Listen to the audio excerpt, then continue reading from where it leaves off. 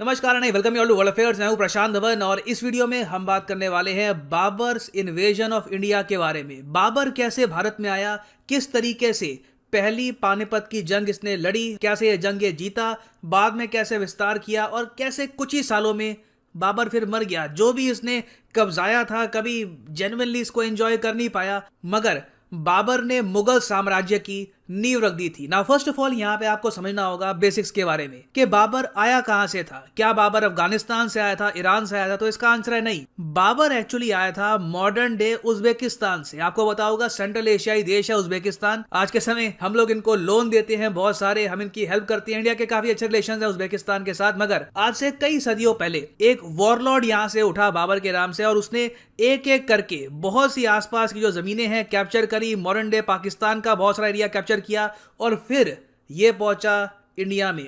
और भारत में ही बाबर की जिंदगी की सबसे बड़ी जो जंगें हैं वो लड़ी जानी थी। मगर पहले आपको जानना होगा कि बाबर उज्बेकिस्तान से भारत पहुंचा कैसे और उज्बेकिस्तान में भी बाबर का क्या स्टेटस था। देखिए, बाबर का जो पूरा नाम था वो था जहीर अल दीन मोहम्मद और इसका जन्म हुआ था फरगना में। फरगना आप कह लीजिए एक रीजन है मॉडर्न डे उज्बेकिस्तान का। बाबर के एंसेस्टर्स को आप अगर देखें तो आप कह सकते हैं बाबर एक तरीके से रॉयल फैमिली से था। जो बाबर की मदर थी निगार खानूम, ये एक्चुअली सक्सेसर थी चंगेज खां की। बताया जाता है कि इनके जो परदादा थे, परदादी थी, वो कहीं ना कहीं से रिलेटेड थी चंगेज खां से। और जो बाबर के पिता थे उमर शेख मिर्जा द सेकंड, ये कहीं ना कहीं से वंशज थे तैमूर के। तो यहाँ पर आप पूछेंगे अच्छा तो बाबर क्या एक मंगोल था या फिर आप कह सकते हैं कि ये बस एक सेंट्रल एशियन आदमी था?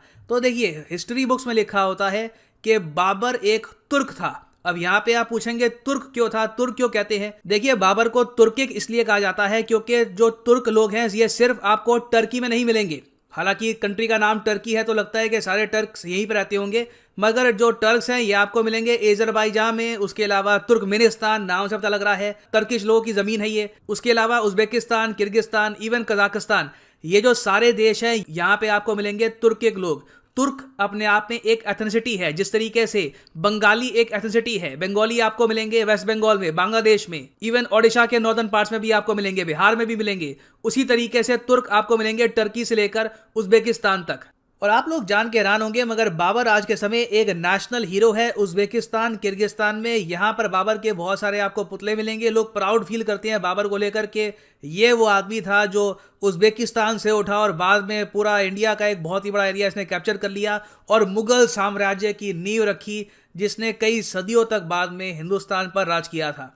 और इसलिए रिसेंटली ये भी देखा गया कि पाकिस्तान के प्राइम मिनिस्टर ने यह भी डिक्लेयर किया है कि उज्बेकिस्तान और पाकिस्तान मिलकर बाबर की जिंदगी पर एक मूवी बनाएंगे। अब वो फिल्म कैसी होगी मुझे पता नहीं, मगर पाकिस्तान में भी लोग बहुत ज्यादा स्ट्रांगली फील करते हैं बाबर के बारे में। सो अब तक आप ये समझ गए कि बाबर पैदा हुआ था उज्बेकिस्तान में, मगर अचानक से इंडिया में क्यों आ गया, इंडिया में इतना बड़ा इसने एक्सपेंशन क्यों किया? देखिए, पहली बात तो आपको यहाँ पर यह जानना होगा कि जब बाबर ने अटैक करना स्टार्ट किया था इंडिया के आसपास, मॉडर्न डे इंडिया के आसपास, तब उस वक्त ईयर था 1524 से लेकर 1525 के आसपास।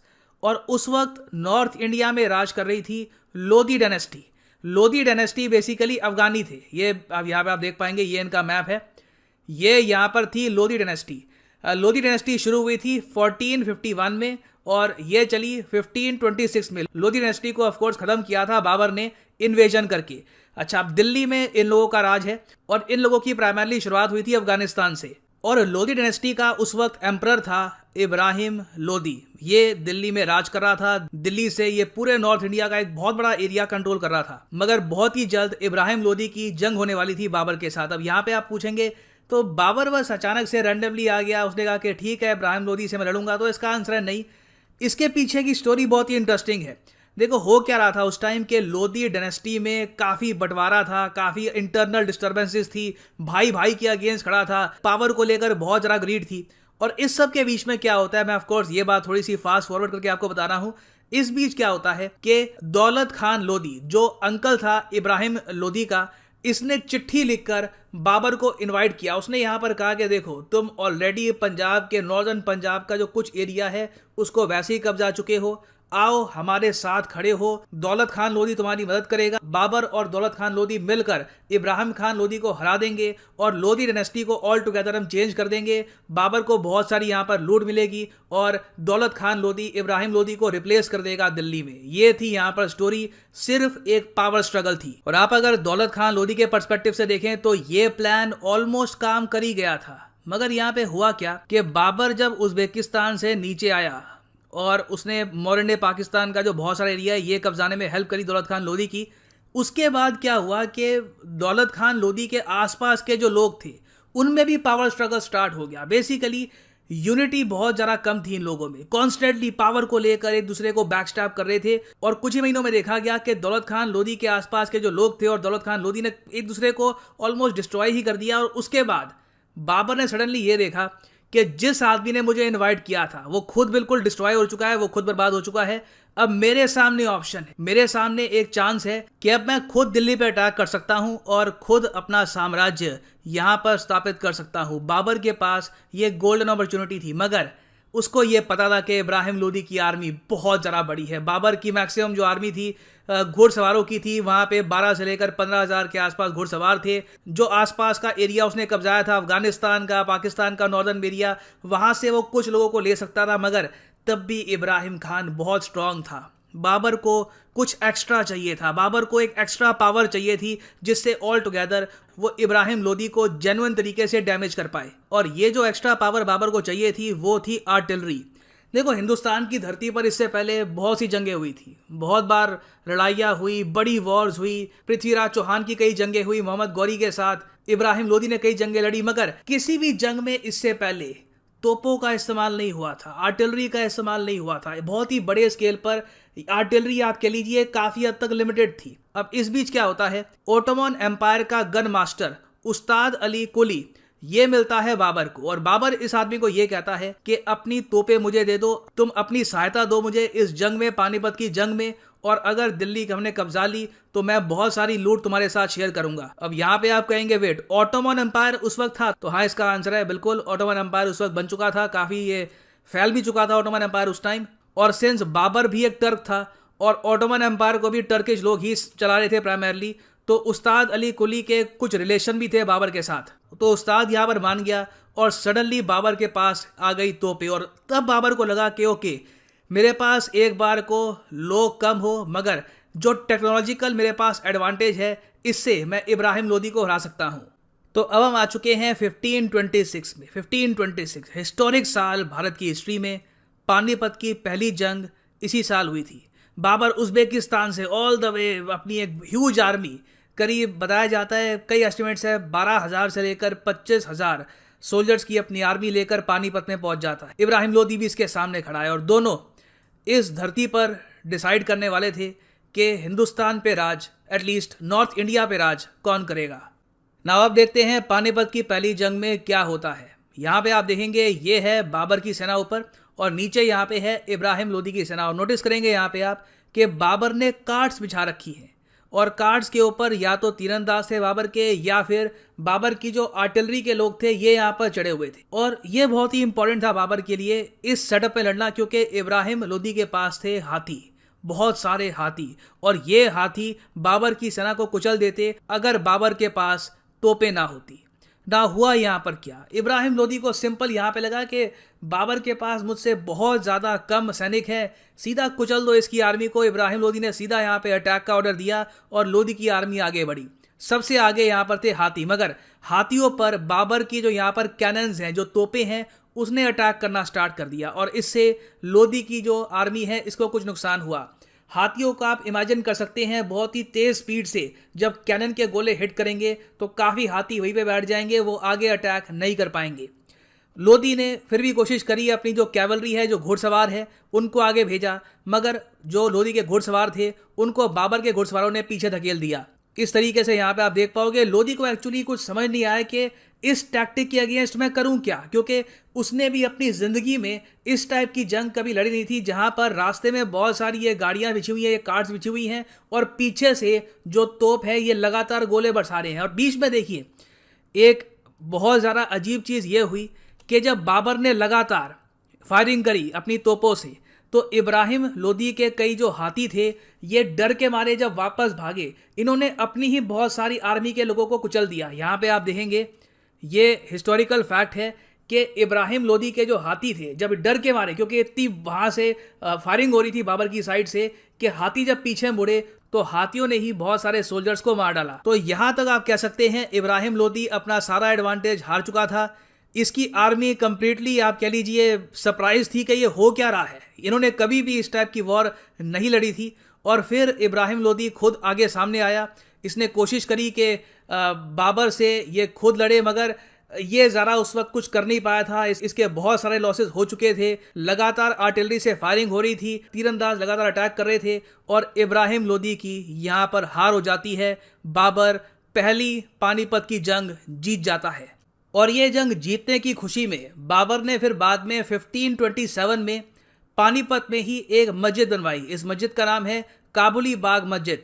It is to mark the victory of Babur over Ibrahim Lodi. Now Panipat की पहली जंग जीतकर बाबर ने काफ़ी हद तक ये तो इंश्योर कर लिया कि नॉर्थ इंडिया में इसका कब्जा हो जाएगा। मगर इसके सामने एक और चैलेंज अभी बचा था, एक और बहुत ही ज़रा बड़ा चैलेंज, द राजपूत एम्पायर, जिसको लीड कर रहे थे राणा सांगा। राणा सांगा एक राजपूत रूलर थे of the Sisodia dynasty from Mewar. और अब समीकरण ऐसे हो गए थे कि जो अफगानी थे वो राणा सांगा के साथ खड़े हो गए। उन्होंने कहा कि बाबर को हराना पड़ेगा, बाबर ने लोधी डायनेस्टी को ख़त्म कर दिया है, बाबर को हम लोग अटैक करेंगे राणा सांगा के साथ मिलकर। तो कई अफगानियों ने राणा सांगा की हेल्प करी और उसके बाद देखा गया कि एक और बहुत ही बड़ी जंग हुई, बैटल ऑफ खांडवा। ना बैटल ऑफ खांडवा के बारे में मैं क्या कहूँ।